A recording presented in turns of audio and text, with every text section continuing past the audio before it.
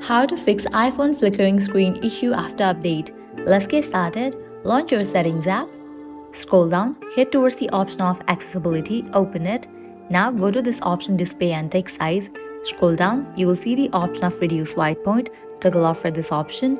Now head back, go to the main page of Settings, open the option General, head towards the option of Software Update. If any updates are available, just update your phone software to its latest version. Now head back, scroll down, click on Shutdown. Slide this icon to the right to turn off your phone. After you turn off your phone, wait for a few minutes, turn it back and check whether your problem has been solved or not. Heading towards next solution, click on this option, Transfer or Reset iPhone, click on Reset all settings. Enter your passcode over here to continue with the process. Applying these solutions, your problem will be fixed. So this is how you can fix iPhone flickering screen issue after update. If this video was helpful, don't forget to like, share and subscribe. Thank you.